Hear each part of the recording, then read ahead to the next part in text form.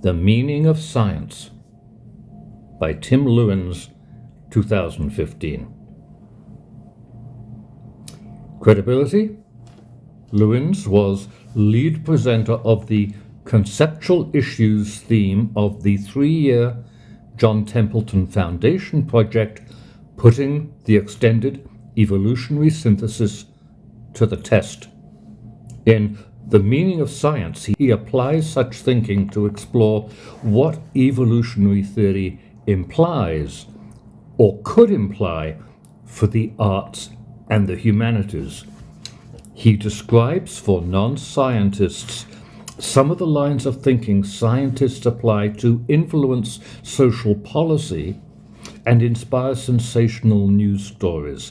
Through simple writing and down-to-earth examples, he defines these lines of thinking unusually clearly. In fact, he defined them clearly enough for me to recognize them as barriers cutting across how I think. I saw my thinking as like a dinghy trying to cross a series of booms to contain oil spills set at right angles to my path. The book is generally fair and informative. I'll focus only on those particular lines of thinking that I experienced as barriers to my own way of thinking. Those lines of thinking deal with free will, consciousness, and evolution. For artists and members of the humanities, these address directly the issue of creativity. Can we, through our conscious thinking, be genuinely creative? For me, this is fundamental. I can't doubt that through conscious experience, I can be creative. It is in connection with that conviction that I experience Lewens' line of scientific thinking as barriers. One barrier to my way of thinking is alternatives being presented in terms of lopsided dualities, what scientists assume, and a straw man alternative. Disposing of the straw man is then taken to confirm the soundness of what scientists assume. Lewens does this now and then. Rebuttal, of course, consists of rejection of these simplistic dualities and the posing of further alternatives. Here is Lewens' line of thinking about free will. Science has established that the universe consists of only matter acted on by physical forces. Has it? Science tells us that matter and physical forces obey invariable physical laws, which means all happenings in the universe are determined by prior physical events. So either our actions are causally determined or, straw man, they take the form of random happenings that might take us entirely by surprise. Ditching this straw man leaves only the alternative that we are determined. How then to account for our experience of seeming to arrive at decisions consciously? Only something physical like our brains can apply physical forces to make us do anything.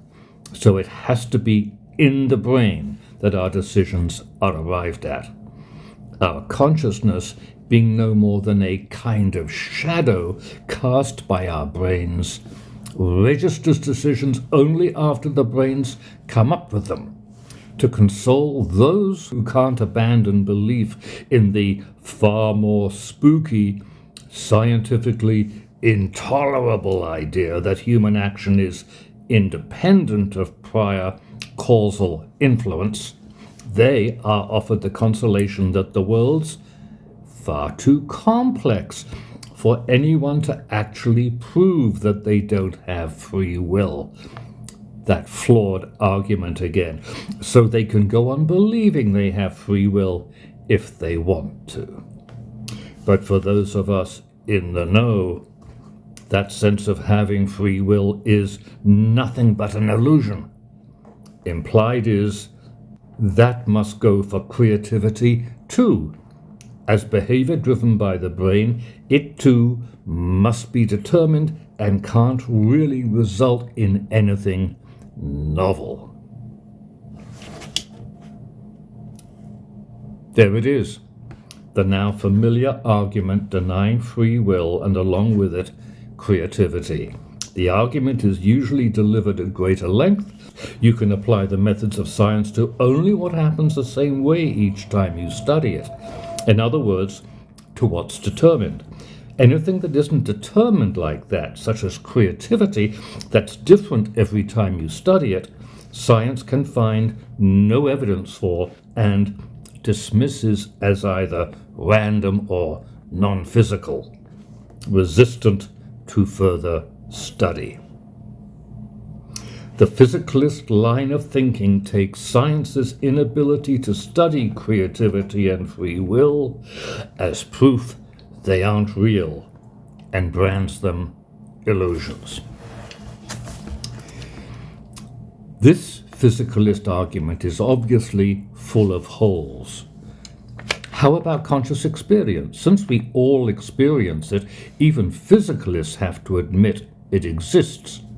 But they deny reality to operations within consciousness, such as free will and creativity, by dividing the mental capabilities we involve with into a physical part, our brains, and a non-physical part, our minds, while admitting interaction can proceed from brain to mind, as when we feel pain from a physical blow or when photons register as sight.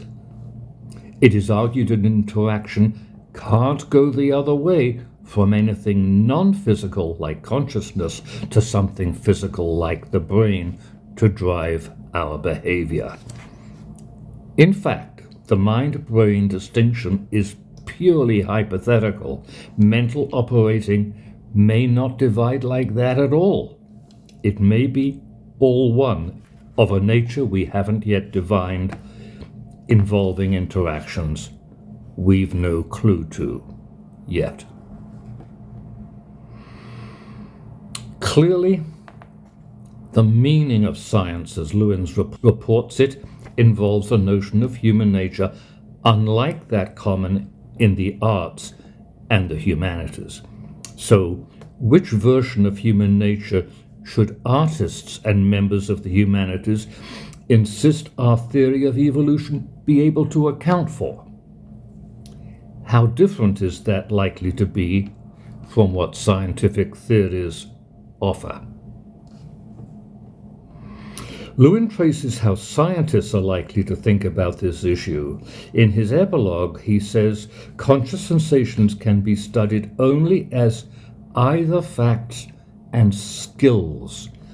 Of someone imagined to be seeing something colored for the first time, he says Mary's vast theoretical knowledge of color and color perception was not sufficient for her to know what it is like to see red, because knowledge of what it is like to see red is a skill, not a conscious sensation, but either a fact or a skill. This example should warn us that no matter how authoritative scientists may sound, they may be making distinction imposed on them by limits in how you can apply scientific thinking. So a theory of the evolution of consciousness need account for only the creation of facts and talents, not anything whooshy like sensations. Elsewhere in a chapter titled Nature Beware, Lewens reduces the burden that human nature imposes on evolution even further. He quotes philosophers David Hull as being suspicious of continued claims about the existence and importance of human nature, and Michael Giselin, what does evolution teach us about human nature? It teaches us that human nature is a superstition. Why, asked Lewens, are philosophers doubting the propriety of the very notion of human nature. His answer: they think that the ubiquitous role of variation in the biological world means that no species has a nature. They point out that it is in the nature of evolutionary processes to make rare traits common and common traits rare, as new mutations are favored by selection and replace previously dominant traits. Of another philosopher of science, he says, in his view, human nature is nothing more than a set of traits made common in our species by evolutionary process. Traits. For me, consciousness and creativity are fundamental properties of human nature. Accounting for how they evolved, I think, calls for a mechanism able to transact in terms of things and processes, both physical and non-physical. But for these philosophers of science, a theory of evolution need account for nothing more than traits that rise and fall in frequency in response to changes in the environment, alternative versions of genes for traits like texture of hair or color of skin that help creatures adapt to a different climate, say, or a higher elevation. They'll be satisfied by mere extensions to the modern synthesis's combination of purely physical processes, genetic mutation and natural selection. Ask how purely physical processes can account for the evolution of such processes as consciousness, and they may reply that consciousness consists of nothing but facts and talents, easy to express in terms of traits. No problem. The John Templeton Foundation project that Lewens participated in was titled Putting the Extended Evolutionary Synthesis to the Test. What extensions would you suggest adding to a theory like this to make it account for consciousness and creativity as those in the arts and humanities experience it? If scientists ask you for a test you'd want applied to a theory of evolution to see if it works, what would you suggest?